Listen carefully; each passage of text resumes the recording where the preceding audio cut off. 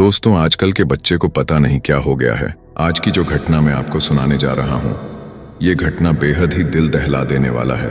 एक मासूम बच्चे को कैसे फंसा दिया जाता है, कैसे उसका जीवन बर्बाद हो जाता है, कैसे वह बच्चा अपने जीवन को बचाने के लिए लोगों से, पुलिस से अपने जीवन की भीख मांगने लगता है। नमस्कार दोस्तों, मैं हूँ क्राइम की धरती। स्वागत है सभी लोगों का हमारे चैनल पर। दोस्तों, 16 साल का लड़का रहता है, इसका नाम सुमन था। सुमन अपनी मम्मी पापा के साथ घर पर रहता था, यानी कि इस परिवार में 3 लोग के अलावा और कोई नहीं था। सुमन की उम्र 16 साल थी और वो बहुत ही छोटा था। उसके पापा की तबीयत हमेशा खराब रहती थी। उसके घर में केवल उसके पापा ही कमाने वाले थे। तबीयत खराब होने के कारण सुमन के पापा अब घर पर ही रहने लगते हैं। धीरे धीरे उसके घर की हालत इतना ज्यादा खराब हो जाती है कि उन लोगों के घर में खाने के लिए कुछ सामान नहीं था। आप लोग सोच सकते हैं कि परिवार में कमाने वाला व्यक्ति सिर्फ एक हो और वह आदमी घर पर बैठ जाए तो उस परिवार का क्या हाल होगा। सुमन ये सब देखकर बहुत निराश था और वो सोच रहा था कि कैसे मैं अपनी फैमिली की परेशानी हमेशा हमेशा के लिए दूर कर दूं। तभी वो अपनी फैमिली को आगे बढ़ाने के लिए फैसला लेता है कि मैं अपने घर से बाहर कमाने के लिए जाऊंगा, क्योंकि उसके पास और कोई रास्ता ही नहीं था। सुमन घर से अपना सारा कपड़ा पैक करके दिल्ली चला जाता है।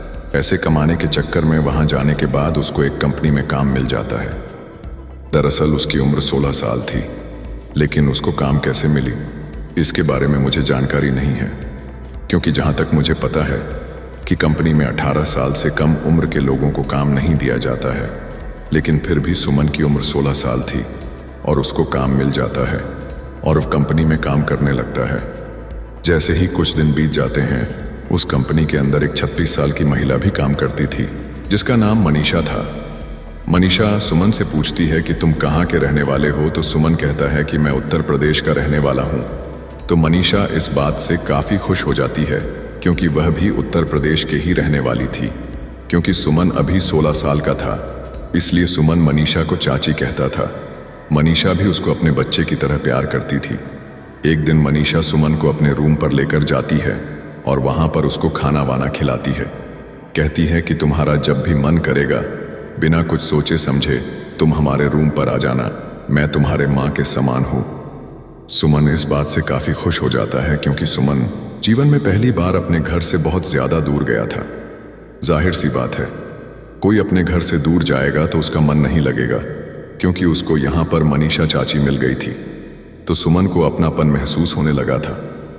इस बात से सुमन खुश हो जाता है और उसका काम में बहुत ज़्यादा मन लगने लगता है।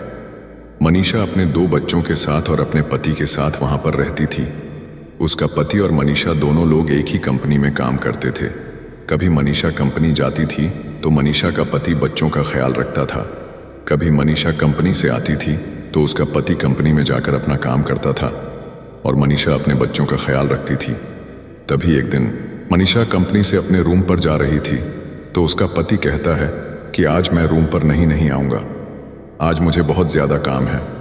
तो मनीषा कहती है कि ठीक है, मैं सुमन को अपने साथ लेकर रूम पर जा रही हूँ, क्योंकि हम लोग के साथ रात भर रहेगा तो हमें भी अच्छा लगेगा, क्योंकि घर पर 2 छोटे बच्चे हैं और मैं अकेली रहूँगी और तुम तो कंपनी में ही काम करोगी पूरी रात। इसलिए मनीषा कहती है कि मैं सुमन को लेकर जा रही हूँ। तो उसका पति कहता है कि ठीक है, तुम उसको लेकर चली जाओ। मनीषा सुमन को लेकर अपने रूम पर आ जाती है, खाना बनाती है, उसको खिलाती है और खुद भी खाती भी है। खाना खाने के बाद सुमन को एक अलग रूम दे दिया जाता है। सुमन उसमें सो जाता है और मनीषा अपने बच्चों के साथ सो जाती है। जैसे ही रात के 2 बजता है, मनीषा उठकर सुमन के रूम में जाती है। रूम में जाने के बाद सुमन के पैरों पर हाथ मसलने लगती है। तभी सुमन की नींद अचानक से खुल जाती है और कहता है कि चाची आप ये क्या कर रही हैं। तो मनीषा चाची कहती हैं कि बेटा तुम चुपचाप सोए रहो, तुम्हें भी मज़ा आएगा। तो सुमन कुछ बोलता नहीं है, वो चुपचाप सो जाता है और मनीषा उसके साथ गंदा और घिनौना काम करने लगती है, यानी कि उसके साथ फिजिकल रिलेशनशिप बनाने लगती है। मनीषा को काफ़ी मज़ा आ रहा था और सुमन को भी अच्छा लग रहा था। जैसे ही सुबह होता है, सुमन अपने रूम पर वापस चला जाता है। इसके बाद कई महीनों तक ऐसा लगातार चलता रहता है, यानी कि दोनों एक दूसरे के साथ जब भी मौका मिलता था संबंध बनाते थे और ऐसा करते करते कई महीने बीत जाते हैं।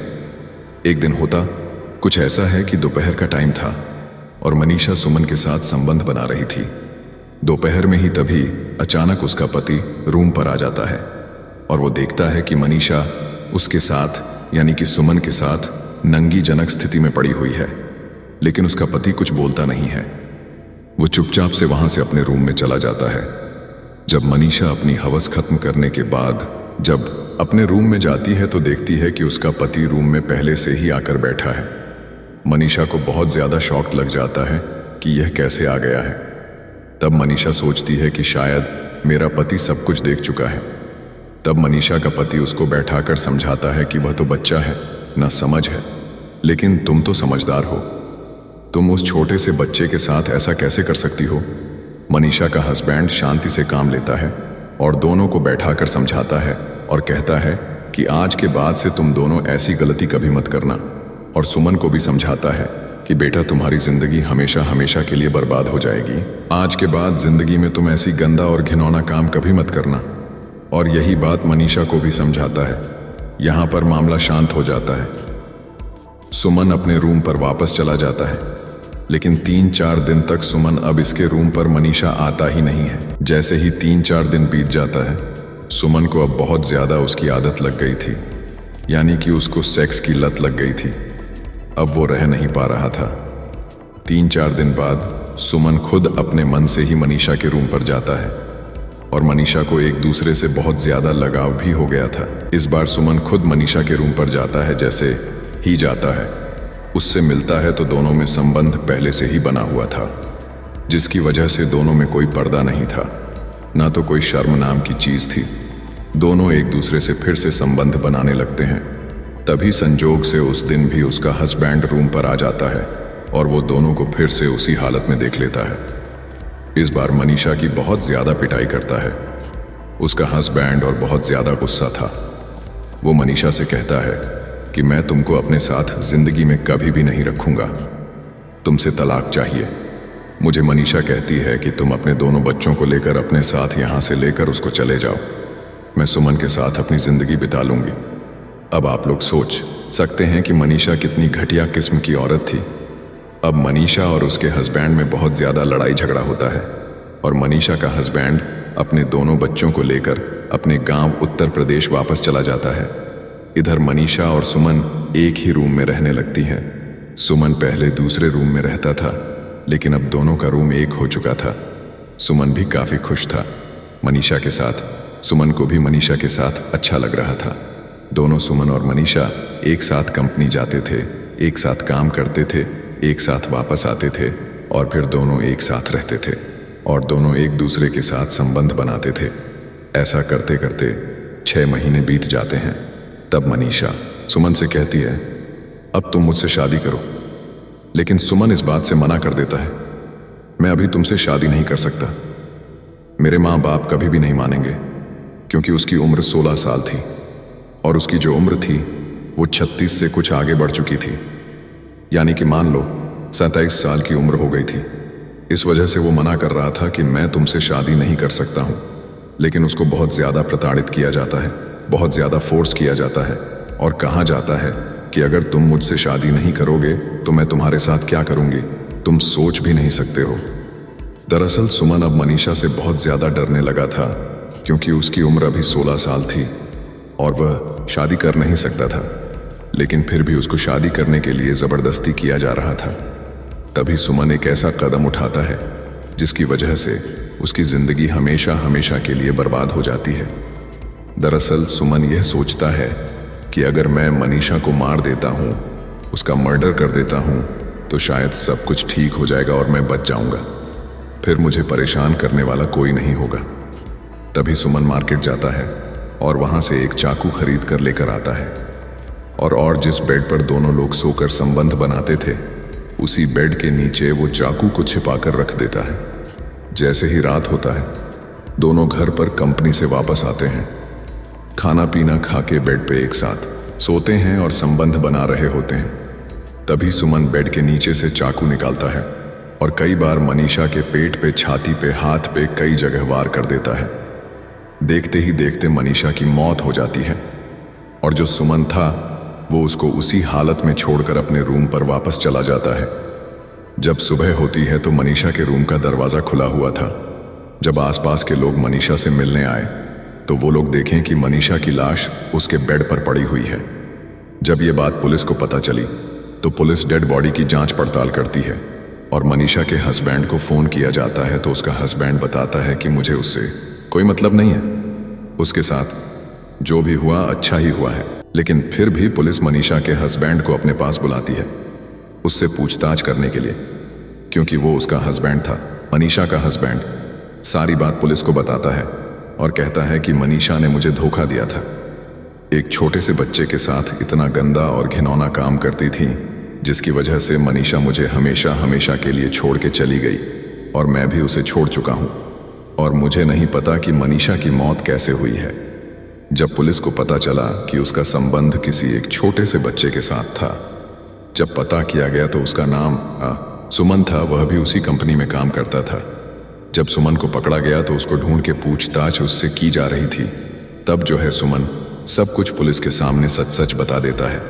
वह झूठ नहीं बोलता है। वो बता देता है कि मुझे बहुत ज़्यादा मजबूर किया जा रहा था शादी करने के लिए और मैं शादी करने के लिए तैयार नहीं था, जिस वजह से मैं कुछ समझ नहीं पाया और उसकी हत्या कर दिया।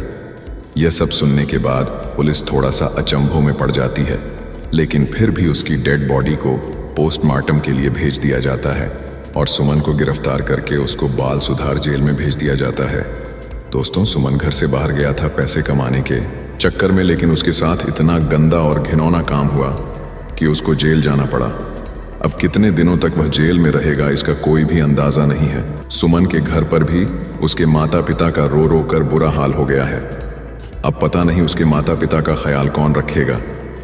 हमारी आपसे एक विनती है कि अगर आप लोग अपने घर से बाहर कहीं कमाने जाते हैं तो बस आप लोग अपने आप से मतलब रखिए, किसी से ज़्यादा लगाव मत रखिए।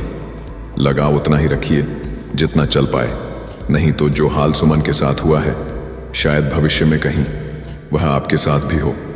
दोस्तों, इस कहानी को सुनाने का मेरा मकसद आपका दिल दुखाना नहीं है, आपको परेशान करना नहीं है, बल्कि आप लोग को जागरूक करना है ताकि लाइफ में कभी भी ज़िंदगी में आप लोग के साथ ऐसी गलती ना हो। वीडियो पसंद आया हो तो वीडियो को लाइक और चैनल को सब्सक्राइब ज़रूर करिएगा। धन्यवाद मेरे प्यारे दोस्तों।